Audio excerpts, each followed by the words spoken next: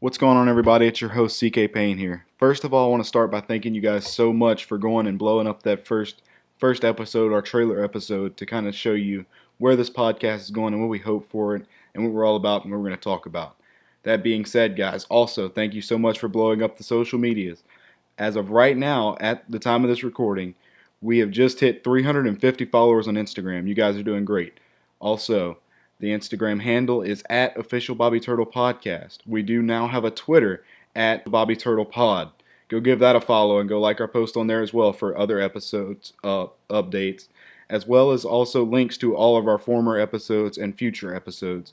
Thank you guys so much for tuning in to the Bobby Turtle Podcast. And that being said, I would also like to introduce our co-host. Kate Madison. Kate, it's so great to have you on the show, and I know we're so excited to hear what you have to say from here on out, man. Go ahead and tell us a little bit about yourself. 18 years old. I'm a high school student currently enrolled at Albany High School. On my free time, I'm a volunteer firefighter. In the future, I plan to make that a profession. That's what I want to do with my life. And I'm an avid sports fan. I like to think I know a little bit about politics. I'm excited to see where this goes. And I like to talk, so I don't see any cons with this. Absolutely, man. And Cade has a mastermind with college football. College football is his specialty. His mind for the recruits and everybody else. Dude's just insane. He can give you any answer you need for anything to do with college football, whether it be recruits, whether it be current players, somebody coming up into college. It's going to be great to have Cade on this show. Well, That being said, guys, let's get right into the action.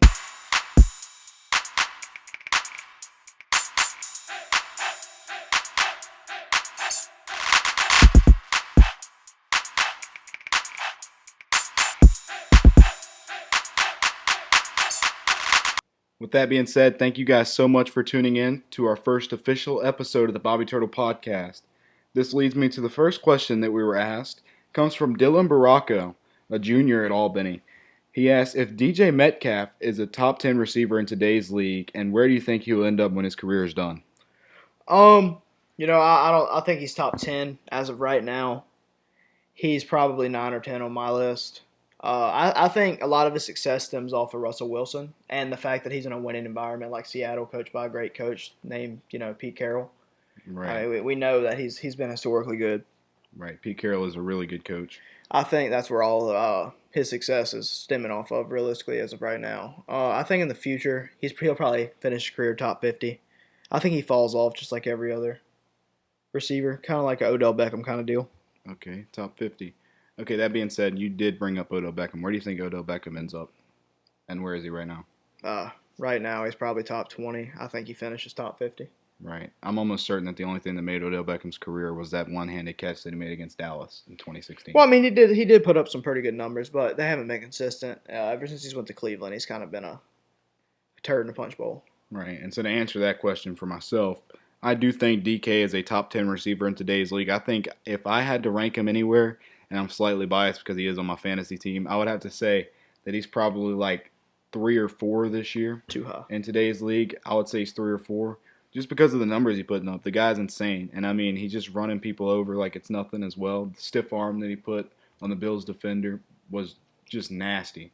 Ice in his veins. And at the end of his career, I have him being a low 20s or high 20s, anywhere between there, probably anywhere between 22 to 28 in that range.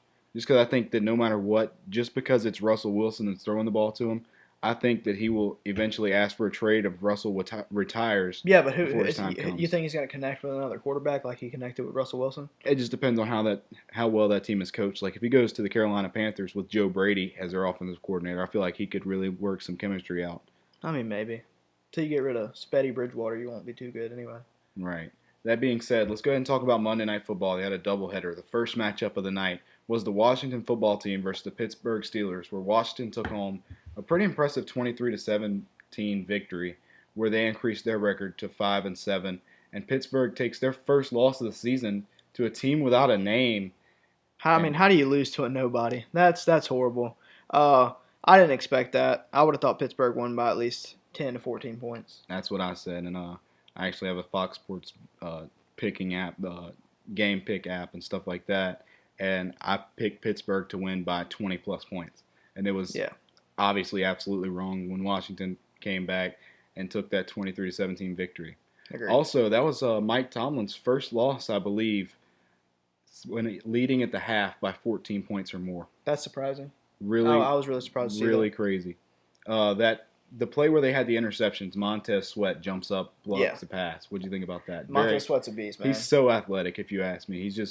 He's way more than people make him out to be. So underrated. Yeah. He's just incredible all around. Played Mississippi State, if I'm not mistaken. Mississippi State, and he was good there. Also, your second Monday Night Football matchup was the San Francisco 49ers faced off against the Buffalo Bills, where Buffalo had never won a single Monday Night Football game matchup in the century. So that means from 2000 to now, Buffalo Bills had not won a single Monday Night Football matchup, where they ended up actually taking home a pretty impressive victory, 34-24 over the 49ers. And in Glendale, Arizona, actually, because San Francisco's home games have been moved from San Francisco to Glendale, Arizona, in order to stop the spread of COVID in the state of California. Governor Gavin Newsom's rules that caused them to have to do this. Also, I think it had something to do with the wildfires. I'm not sure. I don't know. I didn't look into that. But I enjoyed the way that the players really embraced the move. They said if it was a year other than 2020, they'd have been really upset about it and would have been going absolutely wild. But because it's 2020, they're just grateful to be able to still play football this year. Yeah, that's true. So what do you think about that game? Buffalo takes their first Monday night win since 2000. Man, the Bills are legit. Good DBs. Their defensive line, they're big. They're physical. Their linebacker core is pretty solid. I mean, the Bills Mafia, they have the best fan base. The second best fan base in the NFL. I'm pretty biased towards the Las Vegas Raiders myself. Right. Who do you consider the best fan base? The Las Vegas Raiders. Why the Raiders? Man, they're animals. That there's not too many people that are better. Right. Right. You know, I think the close second would probably be the Bills Mafia, but it's just not the same. Where does Who Dat Nation rank along those fans rankings that you just gave us? Top 32. Top 30. Oh man, I definitely think that Who Dat Nation is slightly behind the Raiders and the Bills at number 3. But the Bills have the best fans in the league. It should be 33, and there's only 32 teams. There is only 32 teams, and there's no way we're 33 because we have an incredible fan base, in my opinion. Yeah, that dome gets rocking some days. I mean, that's good. I hope it rocks and falls down. Wow. What do you think about the Raiders' move to Vegas? I love it. You love it? You embrace the change? Yeah, it's different. I mean, when have the Raiders ever been normal? They used to sign felons because it would make them a better football team. That is true. Also, the Raiders are very abnormal considering all their fans wearing the spikes and all that stuff. They're pretty known for that, infamous for that. All right, that being said, let's talk about the Tuesday night football. Kind of awkward to have a game on a Tuesday night, but thanks to COVID, anything can happen. Obviously, quite like San Francisco being moved to Glendale for the rest of the season. Baltimore faces off against Dallas. Baltimore needs to win out the rest of the season to really secure a playoff spot. That being said, the only two teams in the NFL that have clinched a playoff spot as of today are the Chiefs and the Saints. What do you think happens in this game tonight, Baltimore-Dallas? And do you think Baltimore takes home a playoff spot? I think Baltimore takes home a playoff spot, and I think they beat Dallas by 21. My final score prediction is going to be 24-3 of that game. I'll take Baltimore 28-10 over Dallas. Lamar Jackson's back from the COVID-19 and IR list. What do you think about that? You think he's going to perform really well? I mean, nobody's better than Trace McSorley, but I gotta agree. Hey, throw it on a dime. Yeah, I love Trace McSorley. I just like the TikTok memes. But no, I think it's going to make a huge impact on that game. I don't see Dallas coming anywhere close. Who's Dallas's quarterback? Is it the DiNuccio boy, Ben DiNuccio or whatever? I have no idea, man. I try not to watch them. They're horrible. They are bad. Quote America's team. What a joke. If that's America's team, well, I'm Canadian. I mean, Joe Biden is our president now. Yeah, so facts. They might be. They could be. They very well could be. Also, considering that we have Joe Biden as our president. Why is Joe Biden's a Jets fan? Who the hell's a freaking Jets fan? He's a Jets fan? I don't know. I bet he is. Dude, Obama liked the Bears. Who the hell likes the Bears? He's from Chicago. I don't care. They don't even like the Bears. You're not wrong. They don't have fans. The Bears are terrible. COVID didn't hurt those guys. They still don't have fans. No. Hell no. It's Chicago. They got Chief Keef. That's it. Chief Keef. Let's talk about Chief Keef, the GOAT. Oh my God, the GOAT. Hey, being sober. Glow Gang. What's your favorite song by Chief Keef? Probably Finito. Finito. Yeah, that song's really, really nice. Love Sosa's a little bit overplayed, but Hey Being Sober is definitely my favorite. Oh yeah, Hey Being Sober is such a good Chief Keef song. Yeah, Hey Being Sober. That was really random. We went from we just covered every single topic that we're going to talk about on this podcast in like 5 seconds. Right. So there's your introduction to the podcast. And in case you were wondering, the track this thing is going to be on, it's going to be quite random, but we are going to be able to get our points across. That being said, who's the best rapper in the game? Oh, as of right now? Right now. Polo G. Polo G. And it's not even arguable. The Baby. I got to go DaBaby. You're an idiot. DaBaby just smacks, dude. Like, if I'm in the truck, man, and I want to hear something that's going to... Hey, let's put some respect on Young Dolph's name right quick, though. Facts. Yeah. Trap rapper. Young Dolph on the strip or I'm out. King I'm out. out. I'm gone. No Young Dolph, no Charlie Boy. I ain't pulling up. Yeah, facts. Yeah, Young Dolph is always the move, bro. That's a straight gangster rap right there. For sure. Hola. Man, That dude is great. I like Young Dolph. All right, back to the NFL because we're kind of bouncing around on the show a little bit like we're going to do for the rest of this show, ever how long this thing lasts. You guys are going to hear us bounce around a lot. Jalen Hurts takes a start over Carson Wentz. What do you have to say about that? Wow. I didn't expect it. I don't think it's a good move. I think Doug Peterson's just doing it as a publicity stunt almost. It's kind of a joke. I've never thought Jalen Hurts was an NFL caliber quarterback. I mean, I don't think he's that caliber. I think it's going to be a bust. He might complete, 10 passes out of 30. 10 out of 30 against the Saints defense. The Saints defense really does log down when Drew Brees is hurt. They're terrible. But like when Drew Brees is hurt, it's almost like they remember they have to try. Drew Brees is terrible. Drew Brees is not terrible. Oh, terrible. Washed up. Drew Brees is absolutely the best quarterback to ever step on a football field. Have you forgot about Tom Brady? Who's Tom Brady? Oh, my God. Never heard of that guy.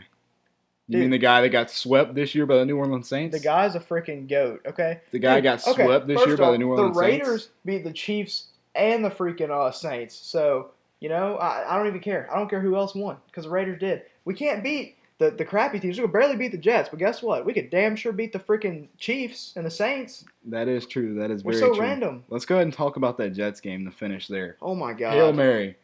Yeah. The Jets fired Greg Williams after that call where they did an all-out blitz and blitzed 6 of their defenders and only let 5 guys to drop back. That was the dumbest call. That's horrible. He never needs to coach football again. He needs to dig a hole and then bury himself alive in it. Wow. Yeah, I don't think he's going to get a job ever again myself, though, after running an all-out blitz on an obvious Hail Mary. No. I'm not a big supporter of prevent defense, but you definitely don't all-out blitz on the last play of the game when they're obviously going to go strike for the end zone. There's no doubt about it. Yeah, that's stupid. That's pretty idiotic. Let's go back to the music topic for a second. Okay. Bouncing off the walls, guys, just like this podcast is going to be from here on out. Favorite country singer? As of right now? Right now. Or like of all time? We'll go right now, and then we'll go all time. Right now, man, I want to say Ko Wetzel, but his new album was complete dog shit. That was a rough album. It was very rough. Yeah, that was. What did he say on his Twitter? Before he released it, he said, sounds like cat shit, but I'm about to drop it anyway. Yeah, that's hilarious. It was absolutely crazy. It's the most Ko Wetzel thing Ko Wetzel could possibly do. Yeah, I'm not gonna say him just because that album was complete. It sucked. Anybody that criticizes him, it doesn't matter. Ko Wetzel doesn't care. No, Ko Wetzel doesn't care. Yeah, you can criticize him all you want. You could, if you saw Ko Wetzel shook his hand and said, "Hey, dude, your album was absolute garbage, and I'll never listen to it again," he would look at you in the face, thank you, shake your hand, and probably walk off. Yeah, he'd probably take a shot with you. Probably ask you if you want to go to a party and do some nose candy, something like that. Yeah, my favorite country singer right now is probably, I like Morgan Wallen a lot. Morgan Wallen, new album coming out January 8th, double album. Dangerous. I think some of the stuff he's dropped, the songs that he dropped on the so teasers. far on Dangerous, I like them. Favorite one out of those 3? What's that one? The way I talk. I can't think of it. Oh, Somebody's man. Problem's good too. Somebody's Problem's really good. You got Living the Dream, Somebody's Problem, and Still Going Down. Yeah, Still Going Down. Still Going Down. That's the one. That's a fantastic. That song. one's really. They're all 3 just so great though. What do you see in Morgan's near future for music? Man, he better quit kissing them college girls before he gets himself in more trouble.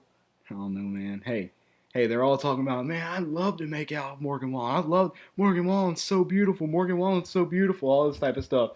And then they see other girls make out with Morgan Wallen. They didn't get their chance. Yeah, The inner Karen of all blonde-headed white girls comes out right there. Yeah, it's like, oh yeah, he just wants to go out and party. He's got a kid at home. I said, you ever heard of joint custody, bitch? I said a week and a week. It's 50-50. You gotta tell him that. That's dumb. I I don't think they should judge that man for what he does. Oh man, he's a piece of crap. No, you're the piece of crap for saying that about him. Right, I agree. They're just mad because it wasn't them that was making out with him on the couches and stuff like that while he was drunk in the College Town bar in Tuscaloosa. 100%. What do you think about that being in Alabama? I don't know. Like I would probably make out at a bar drunk with Morgan Wallen. You would. Yeah, and I would post all over my Twitter because you got to think it might make me look like I'm gay, but I'll have millions of views. You might get me. I don't know. I feel like Morgan Wallen would definitely come after you if you posted a video of him kissing you. So. Would you like wear a wig or would you just go with your normal self and just not change anything? Bro. It's in the cloud. Once you take the picture, it's there forever. It's in the cloud. That's very true. You know what I'm saying? Very, very, very true. But no, I'm not saying I would just go publicly kiss Morgan Wallen. That's kind of weird.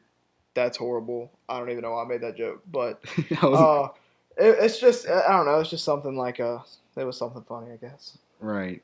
That being said, my favorite country singer right now is probably, I'm still going to stick with the Koe Wetzel train. His old music's still great. Oh, that's catchy. There's a couple of the new songs I like Cold and Alone. That one's all right. Good Die Young. Yeah, Country and Western. And Country and Western's great. That song, but that came out way before the album. That was a single before it was on that album. Right. And I've been listening to that song. Well, I'm counting it just to make him feel better about himself, even though he doesn't care. Hell, he doesn't give a shit. shit. Great about himself. He does regardless. not care. Right, but I'm still gonna stick with the Koe Wetzel train, and also Morgan Wallen is definitely one of my favorites right now. All-time country artist. Who's your favorite? Man, probably George Jones. I like George Jones. Yeah, I like George Jones too. It's always a hit with George Jones. I mean, George Jones and Alan Jackson. It's two different kinds of country. Right. So I kind of put them in different categories because the '90s country and then the '70s country, it's two different animals. Right. And I mean, I could say today's country, but nothing today is truly really country. Yeah, right. There's a couple guys out there that are like Cody Jinks is trying to keep it going. Yeah, Ward Davis. I don't know if you guys ever heard of Ward. He's pretty good. Yeah, Cody Jinks kind of is the big, but that's still more like of a Western country kind of vibe. You know what I'm saying? There's a lot of people don't make traditional country anymore. Right. And that's that. But I mean, it's not popular today. I mean, you're just gonna you're gonna make what sells. Right. You know no doubt about it. You can't blame the guys for making pop country just because their pocket's full of cash. You know what I mean? Yeah. And they like definitely do not care what you have to say about it. No, I hate to break it to you guys that probably go comment on their Instagrams. I don't like it. But I doubt. I mean, who cares what I think? I'm just a random 18-year-old guy. They're rich. Right. Or wealthy. Yeah, they could care less. Florida Georgia Line. You like Florida Georgia Line? Man, they had a couple bangers, but they're just not. Baby, you a song. No, not that one. Because they put Nelly in that one and they ruined it. They put Nelly in it? Yeah, you never heard the remix? No, I never heard the remix. It's awful. Don't I like Nelly though. Don't ruin Nelly with a Florida Georgia Line remix. Come on, man. Yeah, Nelly got old and fat. He got terrible. He's performing in Biloxi sometime in 2021 if COVID doesn't kill us all. Yeah, facts. I'm a COVID survivor, by the way. So how did COVID treat you? It's fake. It's gotta be. I mean, I'm not gonna say it's fake. Obviously, don't find my address, people, please. Like, I know I'm gonna say things that probably offend you, but I don't care. I warned you about this already, you guys. It's the numbers are definitely stretched a little bit. I understand if you have a weakened immune system or an immune deficiency, how it could be bad. But I ran fever for an hour one day. Took some Tylenol, fever broke, never felt bad again. Right. I've pretty much just been bored with this whole quarantine process. I actually go back to school tomorrow, but I actually only quarantined, I think, for isolated myself for probably 6 days just because, I wanted to make sure, but I quit running fever. I only ran fever one day, so I went 5 days without fever. Okay. Man, I got nervous because I did get exposed to it. Wasn't sure who I got exposed to it by, and I had a slight headache, but I didn't even have the virus. Well, they still haven't called me with my results, so I don't know if I had it or not.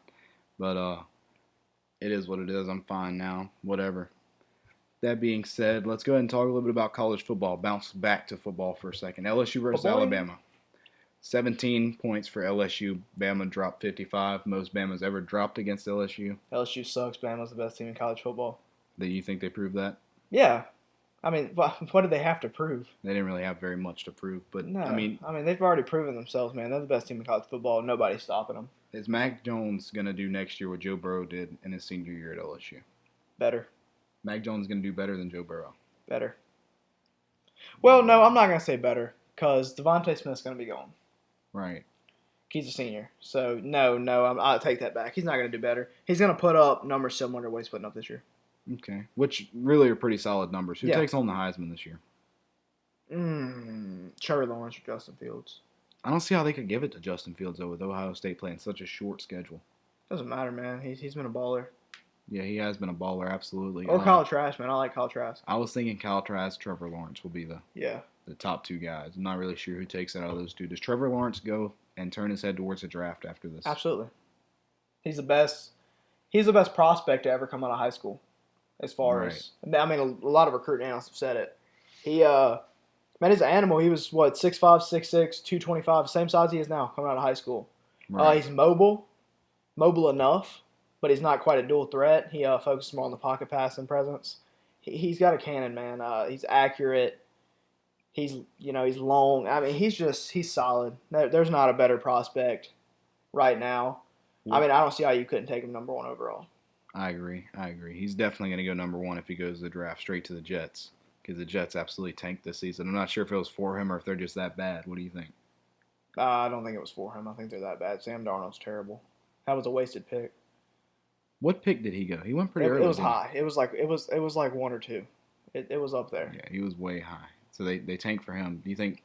Who do you compare Trevor Lawrence to in the NFL right now? As of right now, I would have to compare him to a. It's kind of hard because he's so dynamic, and I don't know if there's a guy like that. Kind of like I would compare him to Alex Smith.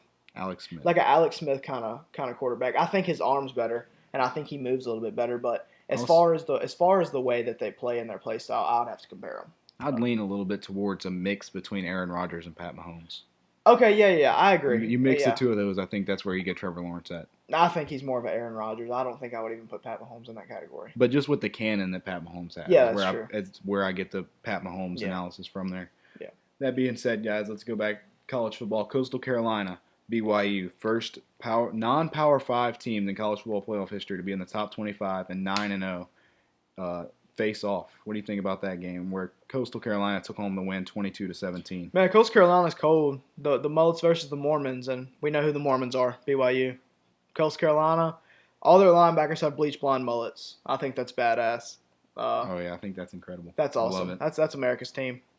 That is America's Screw team. the Cowboys. Yeah, the Cowboys aren't anything unless it's in Joe Screw the Biden Yankees. America. Screw the Yankees. Screw the Cowboys. We don't like the Yankees right We like the Chanticleers. Chanticleers, yeah. I have no idea where they got that name from. Yeah, I don't even know what that is. It's some kind of bird, I think. I don't know. But, yeah, I was surprised. I thought BYU would have won pretty good because I thought BYU was legit. Right. But, Coastal Carolina came to play, and I think they end the season undefeated. Zach Wilson dropped that back with the last pass of the game complete on a Hail Mary attempt from about 30 yards out, where Coastal Carolina stops them where he makes the catch at about the 1 yard line. What do you think about that as an ending of a game? Coastal Carolina's got ice in their veins, man. They're ridiculous. Absolutely crazy. They're clutch. It was a prevent defense, and they played it to perfection. Right. It was so good. And Coastal Carolina, I really think that they've proved to a lot of people that they are a better team than what anybody thought they were ever going to be in college football. Quite like their baseball team did a few years back whenever they came in the College World Series. Nobody even knew what Coastal Carolina was or where it was really, and that baseball team just knocked everybody off the map. Yeah, that I know that team. I think every single player on the team I think had double-digit home runs. Right. Every single player. They were so good, but I didn't realize their averages weren't that good across the board. I mean, they were good. They were probably top 20, but man, they were just sluggers. You know, it was. I'm pissing on it. I'm aiming for the moon every time. What the hell's a base hit? I like it over the wall because that's for points. sure. Yeah, those guys were. They were just natural, and I mean, arms wise, they could. They had such good pitchers on that team. They could have had bad pitchers or decent pitchers and still went all the way. They could have got away with it. Because I mean, dude, no team even came really close to them in that series. They smacked LSU in the Super Regionals in Baton Rouge. Didn't they only lose like 4 games in their whole season too? I'm pretty sure. Yeah, that team was ridiculous. That was probably the best college baseball team I've ever seen in my life. It kind of reminds me of Stony Brook's story, but they didn't go on to win. But Stony Brook was who was a Stony Brook is what I was thinking. Yeah, Stony Brook beat LSU and just said. Didn't they sweep on us? Yeah, they swept us. That was crazy. In our own regional where we were hosting it. Grayson McCall, quarterback for Coastal Carolina, went 10 for 15 with 85 yards in the BYU game. He's a game manager, bro. He does enough to win. He kind of like similar to a Danny Edling kind of figure, like when Danny Edling was at LSU. He does enough to win. I mean, that's all you got to do. Now, C.J. Marabell, their running back, 23 carries, 132 yards, 2 touchdowns. That was a solid performance. He's solid. He's good. He's really good. That being said, let's go ahead and continue on with the Coastal Carolina topic. Coastal Carolina faces off December 19th at 11 a.m. against UL Lafayette, where we will be giving you guys some pretty good coverage on that game and tell you everything that's going on. Probably going to live stream that via Twitch, as well as it will be posted on Spotify after we're finished with the episode. What do you think about that game? Who do you think takes it home?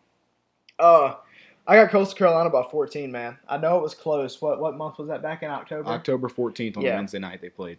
Yeah, I know the game was close. It was, a last-second blocked field goal? No, last-second made field goal, where Coastal Carolina hits it, and 30-27 the final score. I watched a little bit of that game, and I just think that Coastal Carolina's gotten a lot better, and ULL's kind of plateaued. I don't think they've improved too much. Because if you look, they've played similar opponents, and Coastal Carolina's beat them by many more points than what ULL has. Right. So I just think I got Coastal Carolina by 14, but I know you're obviously going to have a different opinion because you're biased. I'm quite biased because that is my future school. I'll take the Cajuns by 1 point. Or 1 to 2 points in any given situation. I like against that prediction. Coastal Carolina. So we were talking about this earlier. That's what he said. I like that. I'll take UL 28-27 over Coastal. It's going to be a nail biter, just like it was the first time where Coastal literally hit that field goal. They snapped the ball with 3 seconds left in the game. That was insane. What a finish, as well as just like the BYU Coastal game where they had quite a crazy finish there as well. Let's go ahead and talk LSU basketball. What do you think about those guys? They're pretty impressive. They are good. I like the way they play. They had a what was the team they lost to? They had a little setback. But as far as Trenton Watford has played just lights out. Who's the freshman forward or guard? The freshman guard Cameron Thomas. Yeah, he's absolutely just been popping off this season. He's an incredible player. He's put up some crazy stats for a freshman. He's actually averaging 22.2 points per game, averaging 29.5 minutes per game, and 2.8 rebounds. And as a guard, that's just incredible numbers to put up. Especially as a true freshman. Trenton Watford is averaging 31.3 minutes, 18.8 points a game, 6.3 rebounds per game, 4.5 assists per game as the assist leader. You can't ask for better. You can't ask for much more from him. Yeah, that's pretty good. As a sophomore. And you have Darius Days averaging 27 minutes per game, 14 points per game, 8 rebounds per game, and a half assist. That's consistent. I mean, that's just consistent across the board. He's got really consistent numbers. All right, let's talk about true freshman Jalen Cook from Walker, right down the road from us. He's got potential, man. He's a bright future ahead of him. Oh yeah, I've seen him play, multiple times in high school. I've been fortunate to have that opportunity. Probably seen him, probably 30, 35 times play. Wow. He's solid, Brandon. I've never seen a guy just be able to put the team on his back like that, and just dominate. I mean, if they weren't hitting shots, pass it to Jalen, man. He's gonna, whether it be a slam dunk or a 3-pointer or a half court shot, man, he could hit it. He was best on the court at all times. He's that electric of a player. Oh yeah, man. He's dominant. Let's talk about the upcoming matchup for LSU coming on December the 12th. In the Pit Boss Grills Holiday Hoops Giving, LSU 3-1 facing off against South Florida 2-2. Who do you think takes that game? I'm gonna go LSU 80 to 72. I think it's gonna be pretty close, but LSU's gonna pull away. I'll take LSU like 85 to 71. Yeah, that's it. It's gonna be a good game. Yeah. But that being said, you think LSU makes a decent turning run this year? Oh yeah, I think we have the opportunity to go to the Elite Eight, but I think Sweet 16. I'll say Sweet 16. Sweet 16 is more but realistic. We do have eyes open with the potential to go to the Elite Eight. I think it very well could happen. Oh yeah, I think so too. So, what rank do you think we go into the college basketball March Madness? I'll go 5. 5 4 seed. or 5. What bracket? South bracket, North bracket, East, West? South bracket. Okay. That's what I was thinking myself. I was leaning towards the same thing. But I'll say we go and we take a 6 seed and do what we can with that. That's understandable, yeah. Right. That being said, let's go ahead and answer question number 2. Question number 2, I don't have a person directly that submitted this to me. It was submitted by a lot of people. And That question is, where did the name the Bobby Turtle Podcast come from? When we were 9, 10, 11 years old, something in there, we would go to Charleston Hunting Camp in Meadville, Mississippi. And, we were bored. We didn't have nothing to do. We couldn't drive around. There wasn't Wi-Fi or anything like that, So, I mean, we were kids, man. We were dumb. We said dumb stuff. We did dumb stuff. But, it just got to something that we were putting Bobby in front of everything that we said, just randomly. And it was hilarious to us just because, we were dumb little kids. And it pissed his mom off so bad when we would say Bobby Turtle. Oh, it just irritated her. And that was our idea. We wanted to come up with something that would just irritate my mom for no apparent reason. We were just young. And we kind of had that idea pop in our head.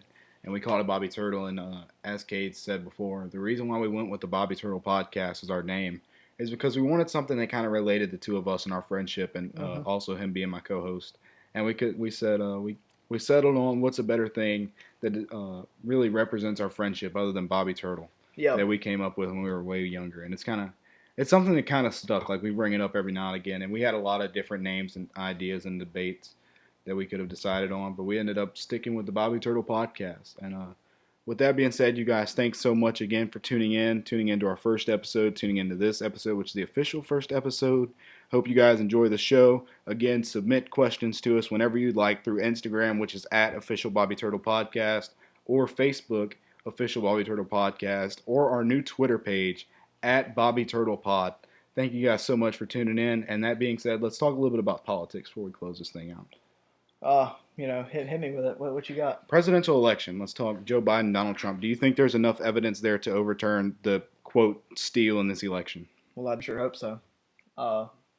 It's something that has bothered me for a while. That we just keep letting.